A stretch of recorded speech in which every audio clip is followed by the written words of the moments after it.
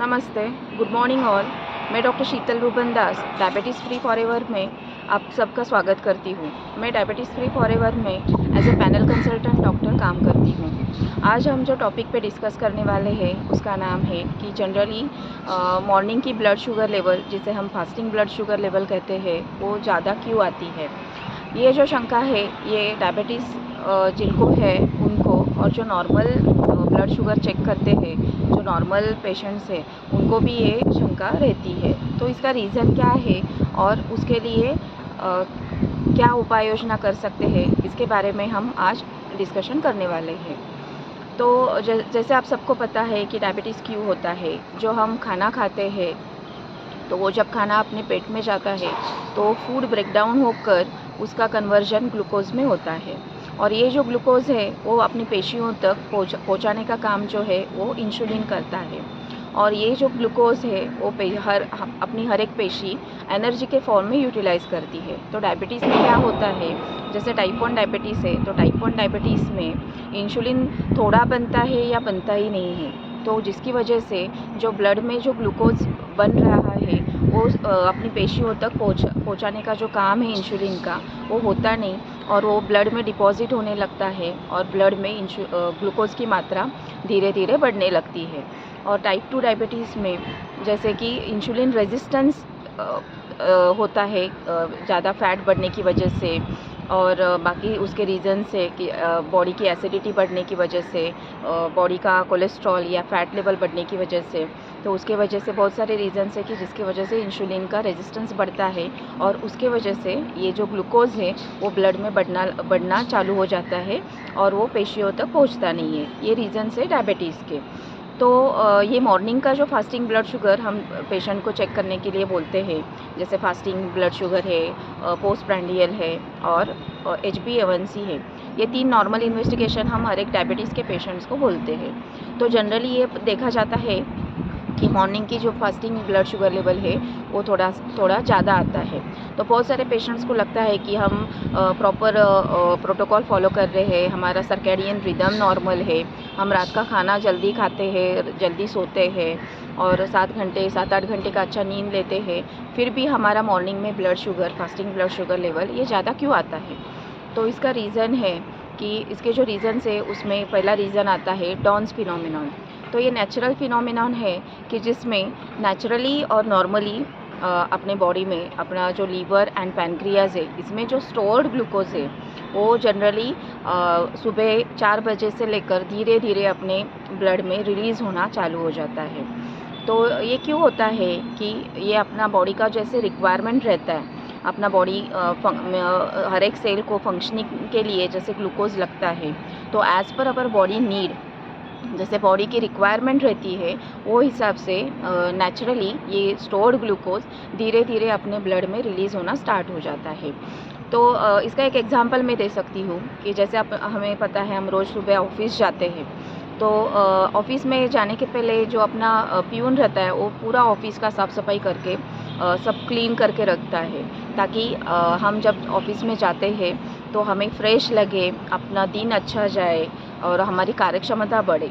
वैसे ही अपने बॉडी का मैकेनिज़्म रहता है कि अपने बॉडी की जो रिक्वायरमेंट रहती है अपने हर एक बॉडी के सेल्स की, जैसे उनको काम चालू करने के लिए जो एनर्जी लगती है, वो एनर्जी मिलने के लिए धीरे धीरे ये स्टोर्ड ग्लूकोज अपने ब्लड में रिलीज़ होने लगता है कि जिससे अपना मॉर्निंग का फास्टिंग ब्लड शुगर ये हमेशा ज़्यादा पाया जाता है, और ये नेचुरली नॉर्मल होता है। तो ये कितने लेवल तक नॉर्मल माना जाता है, तो जनरली 70 to 120 ये नॉर्मल रेंज है ब्लड शुगर लेवल। अगर ये रेंज में रहता है तो नॉर्मल रहता है।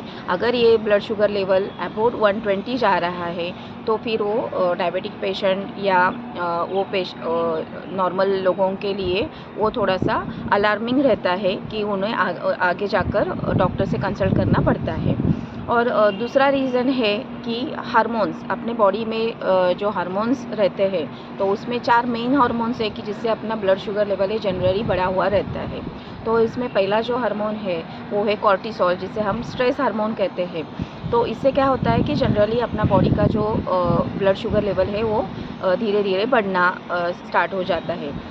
और दूसरा हार्मोन है जिसे हम ग्लूकागॉन कहते हैं, तो उससे क्या होता है कि जनरली ब्लड शुगर और फैटी एसिड ये बढ़ने स्टार्ट हो जाते हैं। तीसरा हार्मोन है ग्रोथ हार्मोन, जो हम रिपेयर एंड रीजनरेशन के लिए ये हार्मोन जनरली यूज़ होता है, अपने ग्रोथ के लिए यूज़ होता है। तो इससे इसके साथ ही साथ ब्लड शुगर लेवल भी अपने बॉडी में बढ़ने लगता है। और जो चौथा हार्मोन है उसे हम एड्रेनालिन कहते हैं, जिसे हम इमरजेंसी हार्मोन कहते हैं। तो उससे भी अपने बॉडी का नॉर्मल ब्लड शुगर लेवल ही धीरे धीरे बढ़ने लगता है। तो ये रीज़न्स है कि जिससे हमारा मॉर्निंग का फास्टिंग ब्लड शुगर थोड़ा सा ज़्यादा बताता है। और ये अगर नॉर्मल रेंज में रहेगा, मीन्स 70 से 120 तक रहेगा, तो ये नॉर्मल पाया जाता है। और ये अगर 120 के आगे बता रहा है तो फिर आपको मेडिकल कंसल्टेशन करना ज़रूरी है। और इसके उपाय योजना क्या है कि आप ये नॉर्मल रख सकते हो, जिससे आप नॉर्मल ब्लड शुगर मेंटेन कर सकते हो। तो उसके लिए आपको रात का खाना 7:30 बजे तक लेना ज़रूरी है। रात के खाने में एक ही ग्रेन आना चाहिए और मोर दैन 30% आपको ग्रीन वेजिटेबल्स खाने इम्पॉर्टेंट है। या ग्रीन्स सैलेड या ग्रीन वेजिटेबल्स इसकी मात्रा खाने में रात के ज़्यादा होनी चाहिए। और रात का जो हम इवनिंग टाइम पे आप थोड़ा सा ब्रिस्क वॉक भी ले सकते हो, कि जिससे आपकी ये शुगर लेवल भी मेंटेन हो जाती है और थकान की वजह से आपको नींद भी अच्छी आती है। और रात का आपका जो सोने का टाइम है वो साधारण 9 से 10 बजे तक चाहिए, जिससे आपकी नींद भी पूरी हो सकती है और अगला दिन भी आपका अच्छा जा सकता है और आपकी शुगर लेवल भी मेंटेन हो सकती है। और रात के सोने के पहले मिनिमम 1 आवर 1 घंटा पहले आपके जो भी डिजिटल उपकरण है, जैसे मोबाइल है, लैपटॉप है, पीसी है, ये आपको बंद करने चाहिए, जिससे आपको नींद जल्दी अच्छे से आ सकेंगी और उससे आपका ब्लड शुगर लेवल भी मेंटेन रहेगा। तो ये नेचुरल उपाय योजना ये है कि जिससे आप आपका शुगर लेवल मॉर्निंग का मेंटेन कर सकते हैं। ये कर भी अगर किसी का ब्लड शुगर लेवल अबव 120 जा रहा है तो उन्होंने तुरंत डॉक्टर की सलाह लेनी चाहिए या डॉक्टर का कंसल्टेशन लेकर आगे की ट्रीटमेंट चालू करनी चाहिए। तो मैं आशा करती हूँ कि आपको ये मेरा वीडियो अच्छा लगा रहेगा। और ऐसे ही और आगे वीडियोस देखने के लिए आप हमारा चैनल सब्सक्राइब कर सकते हो। drभाग्येशकुलकर्णी.com ये हमारा चैनल है, उसे आप सब्सक्राइब कर सकते हो। उसमें आपको डायबिटीज़ फ्री फॉरएवर उसकी डिटेल जानकारी मिलेगी। और डायबिटीज़ एंड जो अदर लाइफस्टाइल डिसऑर्डर्स है, जिसे diabetes and other lifestyle disorder के बारे में आपको उसमें और अच्छे से जानकारी मिलेगी। उसके लिए आप नॉर्मल क्या उपाय योजना कर सकते हैं और होममेड इजी सॉल्यूशंस क्या है डायबिटीज़ कंट्रोल रखने के लिए, उसके बारे में भी आपको ज़्यादा जानकारी मिलेंगी। Thank you.